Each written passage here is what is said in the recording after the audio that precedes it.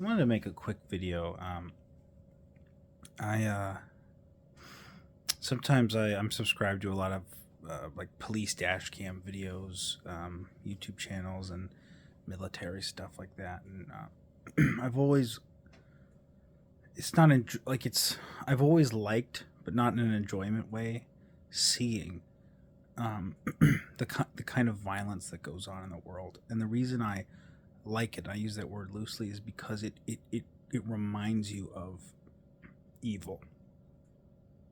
And I realize that so many people live in a fantasy world of Call of Duty and video games and all the movies, men and women, both, of this Hollywood violence. And I was just watching, Ukrainians and Russians shooting each other, the Israeli, IDF soldiers. It's like some of these people are kids.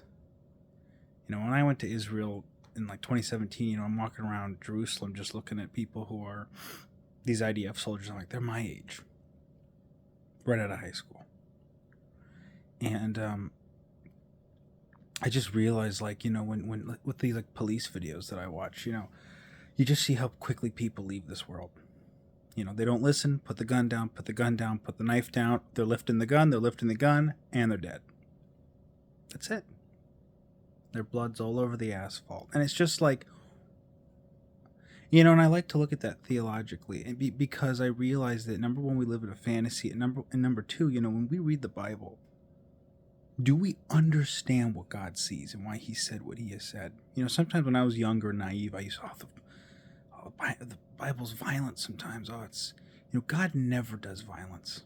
God responds in a perfectly just way. And the more that I have understood that, the more that I've grown up and seen evil, the more that I've understood those things that rub me the wrong way as a young person. And I say that because I think that we need to have a healthy.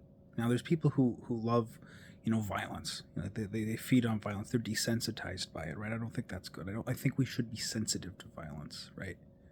When we see something evil, blood. I mean, just like, we shouldn't love violence. It's not natural, right? We shouldn't be desensitized to it. We need to be sensitive to it, but we also need to be aware of it. We need to be aware of evil. We live in this pillow world, this infantilized world, and we think, well, this would work, and this would. Well, you've never had a gun shoved in your face. You've never been punched in the nose. You don't know what it's like to put a tourniquet on. I can't say I do either. I know what it's like to be kind of hit in the nose, though. But the thing is that there's something good about understanding that violence and understanding how God sees it. Because sometimes when we look at our theology, or just, our belief about God, why does God say what He does? Sometimes we don't have that in perspective. We don't have all the data, and God does. Because we can hate God for, why does He do this? Why does He do that? Why is He calling for that? And it's like, we don't see the blood that's spilled. And I always think it's interesting when He's talking to Cain, He says, like, the blood of your brother is crying out from the ground, something like this. If I'm not misquoting it, but it's in Genesis, and I always think of that verse when I see just atrocities, and just another comment. I just look at the war that's ramping up in the world, in Israel and in Ukraine, these things, and just seeing the violence over there, and I'm like, I know people from both of those countries that are impacted by that. And I look at the children sometimes, the 25-year-olds. They're not children, but they're just 20-year-olds, 21-year-olds out there with AR-15s and, just, shooting at each other. I look at, it's just ridiculous, and the thing is that we live in America. There's peace right now, right?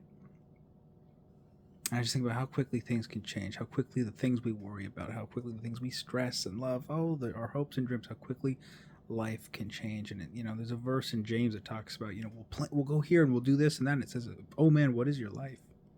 Like the flower, it fades. And that's not to mean that, life is meaningless. No, it's saying that how quickly, our moment here is on earth, and how valuable it is. Why waste our lives in sin? Why waste our lives in what is sin? Sin is missing the mark. Sin is missing perfection. And God calls us to greater things. And so I share this video because I want us to live a life of meaning for the time that we have. And to be sensitive to violence, but not blinded by it, not unaware of it.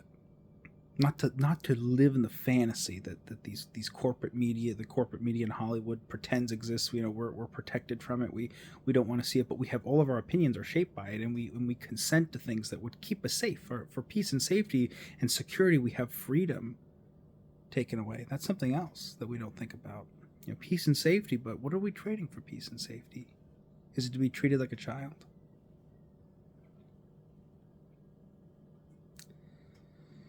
Much more could be said on that, but yeah, it's just sobering seeing people who don't want to listen, people who I'll end on this. The government in Romans 14, I believe it's Romans 14 or 12, I can't remember, but it talks about the sword is not given in vain to the government, and it's to serve a purpose, right? It's not to build utopia. It's not to fix sin. That's what certain political ideologies try to do. They try to build a perfect world. That's not what the government's meant to do. It's supposed to stop evil. It's supposed to curb evil. That's the job of government. Stop evil. The sword is not given in vain. When there is evil, you cut it down. That's what it's to. Because if you don't, it will continue. That is the purpose of law and punishment in government.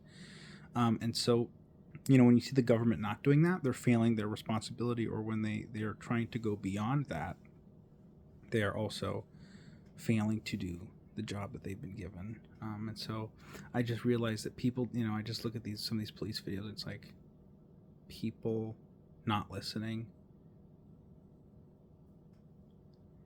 And it's like, and but it's but there's humans involved in that too. And there's,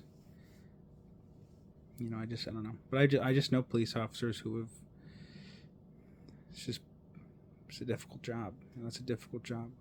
There's a lot of violence that they see, a lot of stuff, a lot of quick decisions they have to make. But I don't know.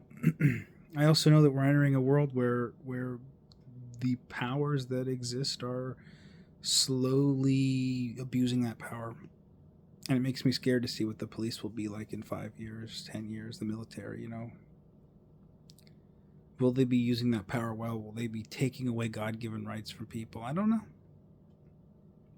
It kind of seems that that's already started to happen a little bit. So, but at the end of the day, you don't build this kingdom. You don't build utopia in the kingdom of God on this earth. God will do it. God will do it. And let people have their day in the sun. Let people have their moment of wickedness. There will one day be a reckoning.